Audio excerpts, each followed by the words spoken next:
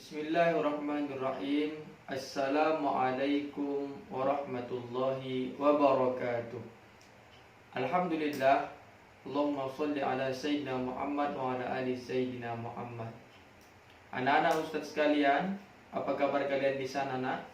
Semoga anak-anak Ustadz sekalian yang Ustadz sayangi serta banggakan, kalian selalu di rumah tetap semangat di dalam belajar dan juga tetap selalu dalam keadaan diberikan kesehatan dan dibimbing oleh Allah Subhanahu wa Ta'ala. Anak-anak sekalian, hari ini kita akan belajar yaitu tentang TIS, yaitu tentang sejarah kebudayaan Islam. Oleh sebab itu, karena materi ini sangat penting, maka anak-anak sekalian Ustadz harapkan agar kiranya menyimak materi ini dengan baik dan benar. Tujuan kita belajar ini adalah untuk mengenal sejarah-sejarah Islam, khususnya yaitu tentang perjalanan baginda Rasulullah Shallallahu Alaihi Wasallam yang diutus oleh Allah sebagai utusan untuk menyebarkan dakwah dan Islam ini di muka bumi. Anak-anak sekalian, mari kita simak penjelasan dari Ustadz dengan baik dan benar ya. Anak-anak Ustadz sekalian yang Ustadz sayangi, yang lalu itu kita membahas tentang judulnya kondisi masyarakat Madinah sebelum kedatangan Rasulullah. Setelah kita mengetahui kondisi yang mana kondisi sebelum datangnya Rasulullah ke Madinah, yang mana Madinah namanya itu dulu Yasrib, tapi setelah datangnya Rasulullah maka Yasrib diganti dengan Madinah. Nah, sebelum Islam masuk ke wilayah Yasrib atau ke Madinah, penduduknya terdiri dari bangsa Arab dan Yahudi. Jadi dulu sebelum Islam masuk ke Madinah atau Rasul datang ke Madinah, Madinah itu penduduknya bangsa Arab dan Yahudi. Bangsa Yahudi berasal dari utara, terdiri dari suku Qainuqah, Kharizah, dan suku Bani Nadir. Dari selatan bangsa Arab yang terdiri dari suku Aus dan Khazraj. Jadi kedua bangsa ini selalu berselisih dan bermusuhan sampai pada puncak terjadi perang. Setelah terjadinya peperangan dari kedua suku ini tidak cocok, maka akhirnya mereka saling memahami. Tidak ada sebenarnya yang didapatkan dari peperangan ini kecuali kerugian. Maka setelah terjadinya peperangan itu,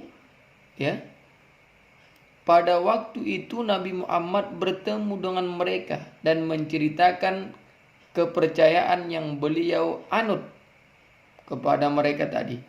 Dan mereka pun beriman ketika kembali mereka menceritakan yang telah terjadi sehingga Nabi Muhammad Shallallahu Alaihi Wasallam dan Islam menjadi bahan pembicaraan yang ramai di kota Yasrib atau Madinah. Jadi salah satu dari mereka ini berjumpa dengan Nabi, maka Nabi menceritakan dakwahnya, menceritakan dakwahnya bahwa ia utusan Allah. Maka salah satu di antara mereka pulang ke Madinah. Setelah pulang, maka mereka juga menceritakan kepada keluarganya, juga menceritakan juga kepada masyarakatnya. Kemudian perlahan-perlahan banyak mereka yang mempercayai daripada ajaran yang dibawa oleh Nabi Muhammad SAW. Nah, yang lalu kita juga membahas tentang Iqrar Aqabah pertama, yaitu perjanjian Aqabah pertama pada tahun 622 Masehi. Apa sebenarnya isi perjanjian Aqabah yang pertama itu? Ada 6 poin. Pertama, tidak akan menyekutukan Allah. Yang kedua, kami tidak akan mencuri, karena mereka dulu sering tidak percaya dengan Tuhan. Yang kedua, sering mencuri. Perjanjian yang ketiga, kami tidak akan berzina. Dulu mereka setelah mabuk-mabukan suka berzina, maka perjanjian tak boleh berzina. Yang keempat, perjanjian Aqabah pertama itu kami tidak akan membunuh anak-anak. Dulu mereka sering membunuh anak-anak perempuan yang lahir karena mereka menganggap anak perempuan itu aib. Maka minta perjanjian yang pertama tidak boleh membunuh anak-anak. Yang kelima, kami tidak akan mengumpat dan memfitnah baik di depan maupun di belakang. Yang keenam, kami tidak akan mendurhakai Nabi Muhammad Rasulullah SAW. Inilah bunyi perjanjian 6 poin, yaitu Iqrar Aqabah yang pertama. Kemudian yang kedua masuk kita, yaitu perjanjian Iqrar Aqabah yang kedua. Anak-anak nanti bisa membaca di bukunya ya nak, di halaman ke-25. Kita baca sedikit sebelum masuk kepada materi yang lebih dalam. Kita baca sedikit. Jumlah jamaah yang akan berhijrah dari Yathrib bertambah banyak, yaitu terdiri dari 73 laki-laki dan 2 perempuan. Jadi pada perjanjian Aqabah yang kedua ini, mereka itu yang mana Nabi Muhammad lahir di Mekah, kemudian menyuruh supaya hijrah ke Madinah. Akhirnya banyak orang yang mengikuti Rasulullah pergi ke Madinah. Jumlahnya 73 dari laki-laki dan 2 perempuan. Ini terjadi pada tahun 13 kenabian atau tahun 622 Masehi. Jadi atas nama masyarakat Yathrib atau Madinah, mereka meminta agar Nabi Muhammad SAW mau pindah ke Yathrib. Jadi disuruhlah Nabi Muhammad itu agar pindah ke Madinah. Di Madinah lah agar Nabi itu menyebarkan dakwahnya, kemudian menyampaikan apa isi daripada ajaran yang dibawakan Nabi. Maka Nabi pun ketika hijrah di Madinah itu beliau kuat di Madinah. Islam itu hebat dan kuat di Madinah. Maka disitulah mulai dakwah Nabi itu semakin berkembang. Disitulah mulai terjadinya pembangunan masjid di Madinah. Karena penduduk Madinah lah yang mereka menerima dakwah Nabi Muhammad SAW. Kalau di Mekah Nabi itu diusir, sementara di Madinah Nabi itu diminta supaya datang. Setelah Nabi datang di Madinah, maka Nabi Muhammad SAW itu disambut pakai gendang dengan sholawat. Itulah dia sholawatnya, Tola'al badru alaina min saniyatil wada.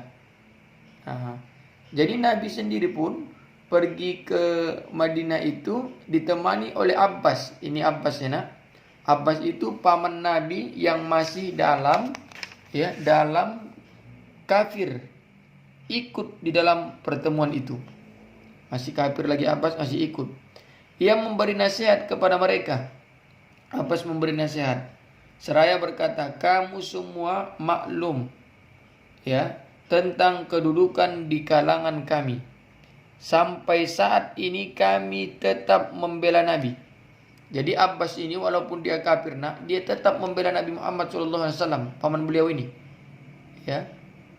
Paman beliau ada banyak, dan Abbas ini walaupun dia kafir tetap membela Nabi dari musuh-musuhnya. Siapa saja yang membunuh Nabi, ingin mencelakai Nabi, ingin mengusir Nabi, menghina Nabi, maka Abbas ikut membelanya. Sekarang kamu meminta agar Nabi Muhammad SAW ikut serta bersamamu pindah ke Yathrib. Jika kamu dapat memenuhi janji dan dapat melindunginya dari mereka yang menantangnya, maka silakan kalian laksanakan. Jadi kata Abbas itu, kamu ketika ingin meminta Nabi pergi ke Madinah, jika kamu bisa membelanya dari musuh-musuhnya, dari orang yang mencelakainya, silahkan ambil Nabi, lindungi Nabi Muhammad. Inilah perjanjian yang kedua ini yang diminta oleh paman beliau. Tetapi katanya, jika kalian akan menyerahkannya kepada musuh dan membiarkannya terlantar, maka mulai dari sekarang tinggalkanlah.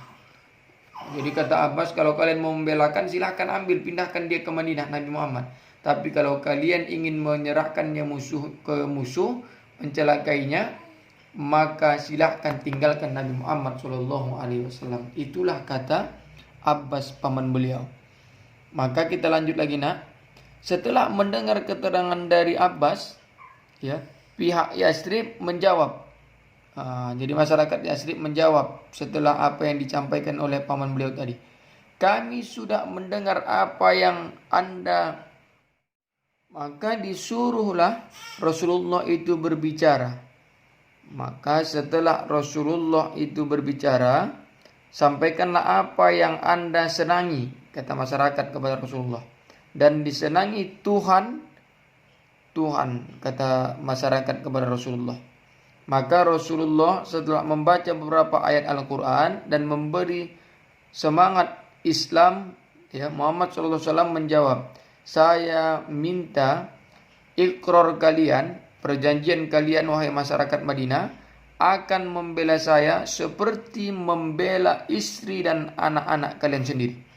Jadi bagaimana kalian membela anak dan istrimu, begitulah kamu membela saya di Madinah ini. Inilah perjanjian ikrar yang kedua yang diinginkan oleh Rasulullah kepada masyarakat Madinah. Kemudian Albir bin Ma'rur, ini adalah, ya, kepala suku atau tokoh yang tertua di Madinah. Dia pun ikut hadir dalam pertemuan itu. Nah, dia sendiri pun, ya, sudah memeluk agama Islam pada ikrar atau perjanjian yang pertama. Dia sudah masuk Islam. Namun, ya, dia sudah melakukan apa yang diperintahkan oleh Nabi dan Allah Subhanahu wa taala dalam agamanya, kecuali dalam solat. Dalam solat ini, ya, dia berkiblat ke Ka'bah. Sedangkan Nabi Muhammad SAW dan semua kaum muslimin masih berkiblat ke Masjidil Aqsa. Jadi Masjidil Aqsa itu, ya, kesitulah Rasulullah masih berkiblat.